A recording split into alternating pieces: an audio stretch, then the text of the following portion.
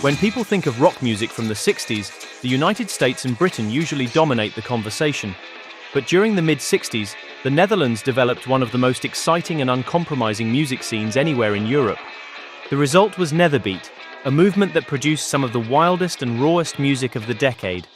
Armed with fuzz guitars, rebellious attitudes, and outrageously long hair, especially by mid-60s standards, Dutch bands released an extraordinary series of records that still sound fresh and exciting today.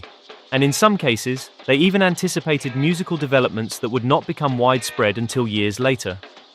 Almost all Nederbeat groups wrote and performed their songs in English, but despite this international approach, most Dutch bands of the 60s found little success or recognition beyond the Netherlands. In this video, we're going to explore 10 excellent tracks to emerge from the Dutch music scene during the 60s. Let's begin.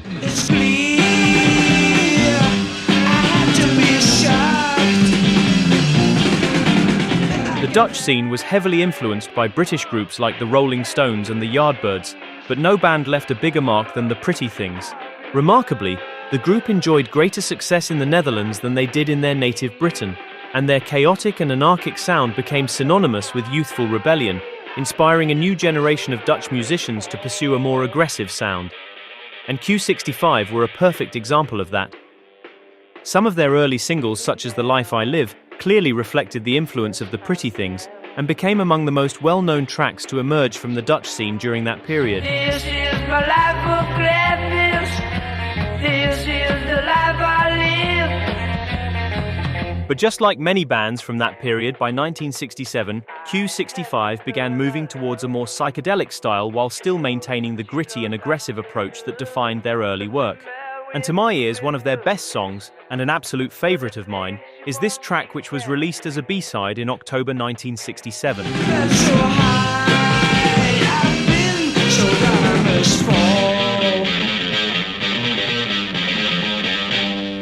This is a killer tune characterized by its subdued organ touches and some tasty fuzz guitars.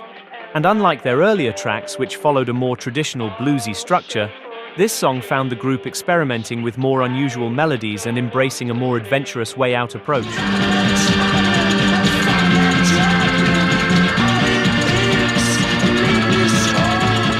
Q65 scored several top 20 hits between 1965 and 1967. But unfortunately, shortly after the release of this single, the group disbanded due to the drug problems and military service duties of singer Wim Bieler. The group reformed later in the 70s but never managed to recapture their 60s success.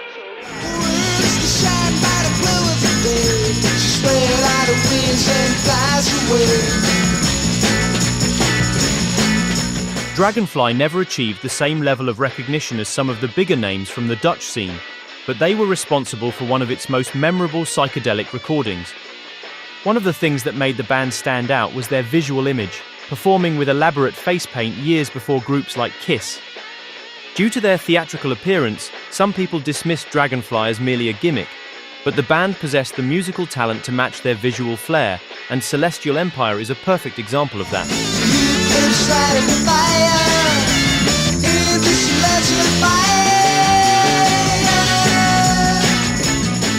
Celestial Empire was released as a single in 1968, and it showcased a more colourful and experimental side of Dutch rock.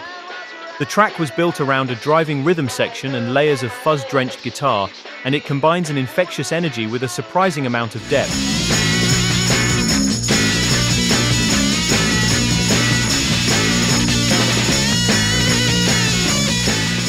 Dragonfly only released 2 singles during their short existence, but Celestial Empire achieved cult status years later after being rediscovered through compilations of obscure psychedelic tracks from the 60s. And the song remains a fantastic example of the creativity and ambition that could be found within the Dutch psychedelic underground during the late 60s. We all know just what you want, and how come you want what you want, and why you're not responsible for what you do. Just like the aforementioned Q65, the Outsiders are considered one of the most prominent bands associated with the Nederbeat wave of the 60s. The group was formed in Amsterdam in 1965, and they quickly gained attention for their intense and anarchic sound, a style that anticipated the punk movement by at least a decade.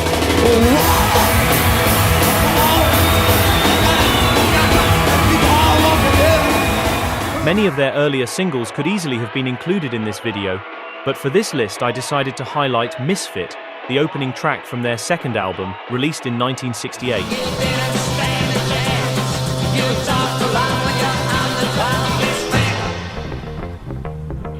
While much of The Outsiders' earlier material has often been described as punk before punk, Misfit pushed their sound in an even more experimental direction. With its stripped-down aggression and an atmosphere that recalls the post-punk sound that would emerge years later, the song feels surprisingly ahead of its time. And even the album cover itself has a look that feels closer to the post-punk aesthetic of the late 70s rather than the late 60s.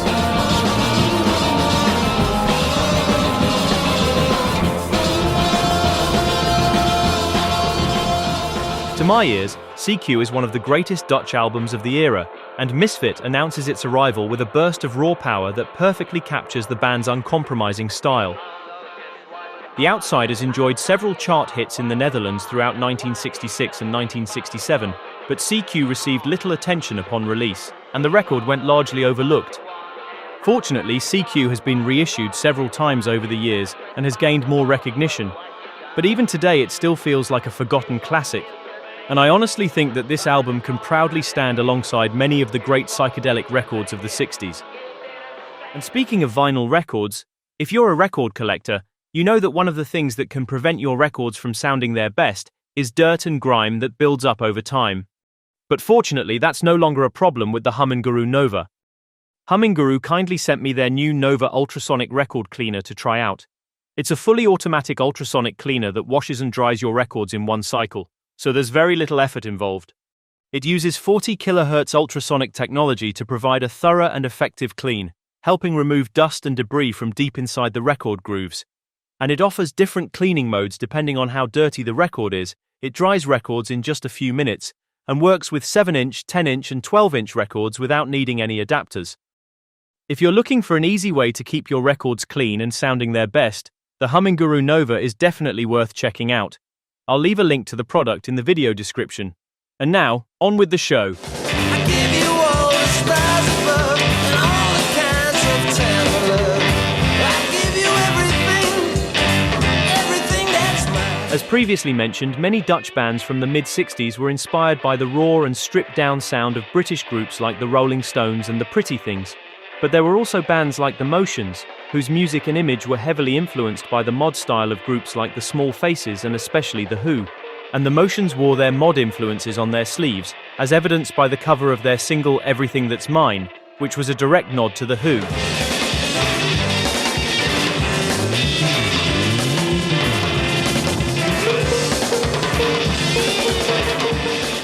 The group was formed in The Hague in the mid-60s and led by guitarist Robbie Van Leeuwen, who would later find greater success with Shocking Blue, a band that will also appear later in the video. Everything That's Mine was released as a single in February 1966, and it's a perfect example of the group's mod-inspired approach. The song was built around ringing guitars and an unforgettable vocal hook, and it's one of the many highlights of the Motions' career, a track that can proudly stand alongside the best mod records released in Britain during the same period. Beyond its release as a single, Everything That's Mine also appeared on their second album, which featured several songs produced by Scott Walker.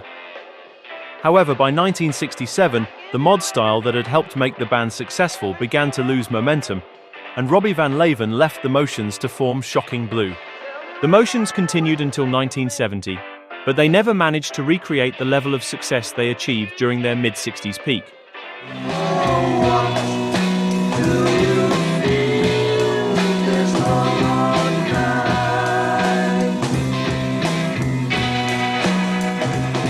By 1967, many Dutch bands had moved far beyond the rhythm and blues foundations of Nederbeat and were embracing increasingly adventurous forms of psychedelia. And few groups embodied that transition better than Krupp 1850. The band was formed in The Hague in the mid-60s, and their brand of psychedelia was remarkably diverse. One of the finest examples of their approach was I Know La Pensée, which was released as a single in April 1967.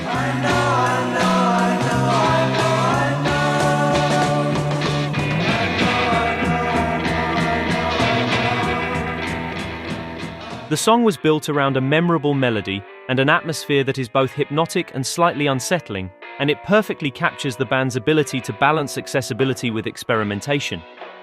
What I particularly like about this track is that despite its psychedelic atmosphere, you can still hear traces of the band's rhythm and blues roots, especially during the rave up towards the end.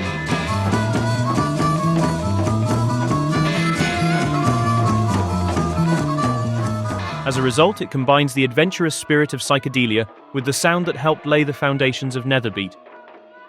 Even though Groep 1850 never achieved major international success, they became one of the most respected names in Dutch psychedelia. And more than 50 years later, this track remains a fascinating snapshot of a period when the Dutch music scene was becoming increasingly ambitious and adventurous.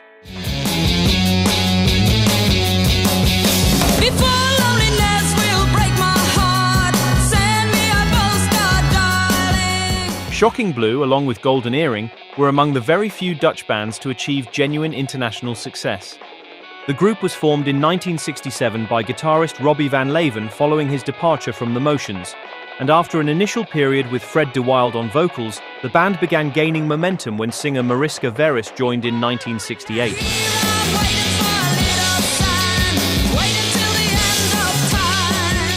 With her powerful voice and Van Leeuwen's songwriting, Shocking Blue quickly developed a distinctive sound that blended psychedelic rock, pop sensibilities, and the energy of the Dutch scene. And for this video, I decided to feature their third single, Send Me a Postcard, released in December 1968.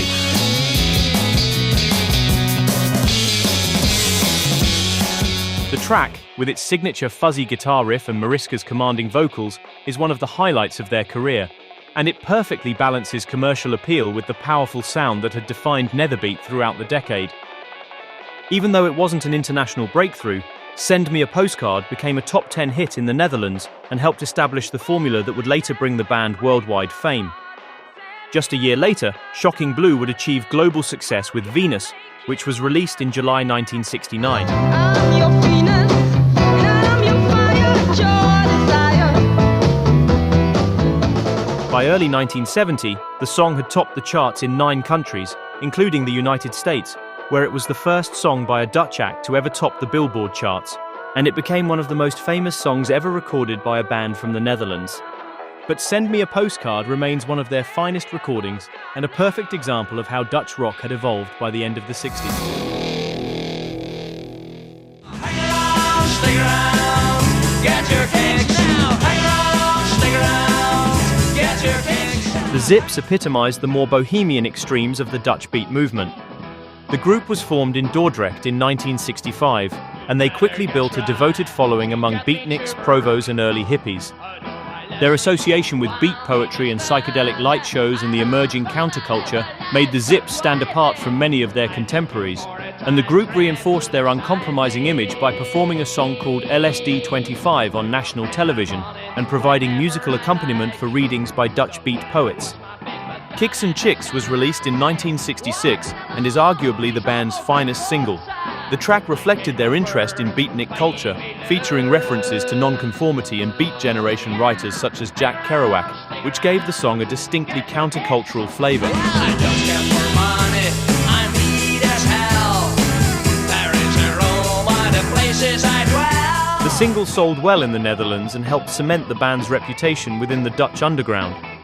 Even though the Zips never released a full-length album, they maintained a strong following until their breakup in 1971. Decades later, Kicks and Chicks found a new audience when it was included on the second volume of the acclaimed Nuggets compilation series, introducing the Zips to a new generation of 60s enthusiasts. But why didn't she run away? I pray that she'll come back and stay one day. While bands like Q65 and The Outsiders represented the rawer and more rebellious side of Nederbeat, Golden Earring were one of the groups that helped bring the Dutch music scene into the mainstream. The band was formed in The Hague in the early 60s and originally performed under the name The Golden Earrings. During their first years, the group was fronted by singer Frans Krassenberg, and they quickly became one of the most promising acts in the Netherlands. After Krassenberg left the band in 1968, he was replaced by Barry Hay, and around this time the group shortened their name to simply Golden Earring. Their breakthrough came with Please Go in 1965, but the track featured on this video was their third single, which was the one that truly established them as one of the leading names in the Netherlands.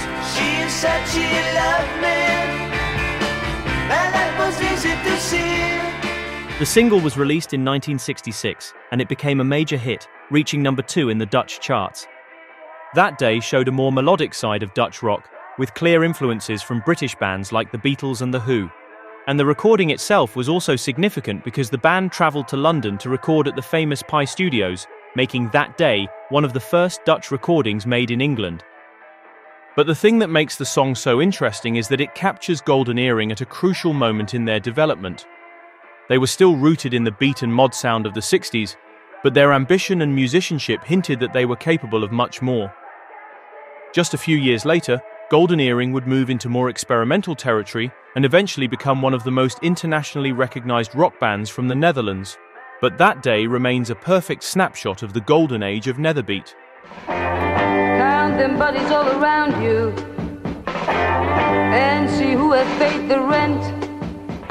While most of the Nederbeat bands featured in this video were fronted by male vocalists, Stengun offers a different perspective on the Dutch scene. The track was recorded by Linda van Dijk together with Boo and the Boo Boos, an Amsterdam group active during the mid-60s. Linda van Dijk is mostly known as an actress, but she was briefly part of the Dutch music scene, and Stengun has earned a reputation as one of the most memorable recordings from the Netherlands during that era.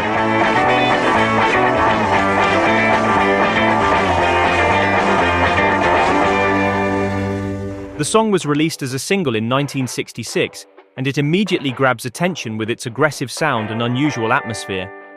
Van Dijk's vocal delivery is contrasted with chaotic instrumental sections, and it's a song that could easily stand alongside some of the wildest garage rock recordings being made in Britain and America during the same period. Despite being a relatively obscure release, Stengun has gained a strong reputation among fans of 60s garage rock and Nederbeat, with later compilations helping introduce the track to a new generation of listeners. And the track remains one of the most distinctive and memorable garage rock recordings to emerge from the Dutch scene in the 60s.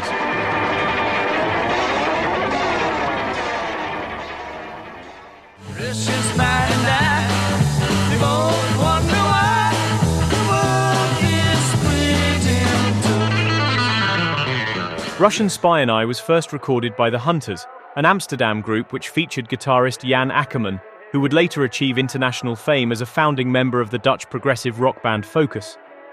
Even at this early stage, his talent is already clear, with impressive guitar runs and a level of technical ability that set him apart from many of his contemporaries.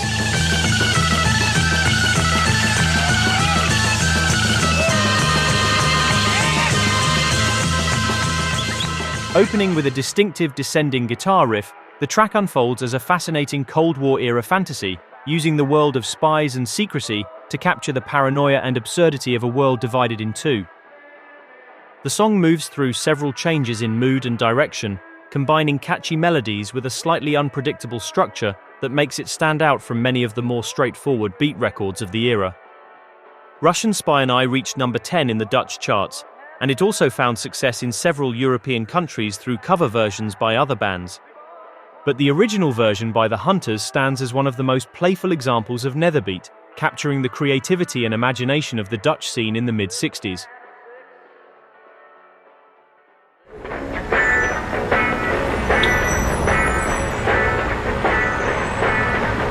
I hope you enjoyed the video. The music scene in the Netherlands during the 60s was filled with great bands and hidden gems, and of course this was only meant to be a small introduction to that incredible period in Dutch music history. Let me know in the comments which of these tracks were your favourites, or mention some of your own favourite Dutch songs from the 60s. See you next time.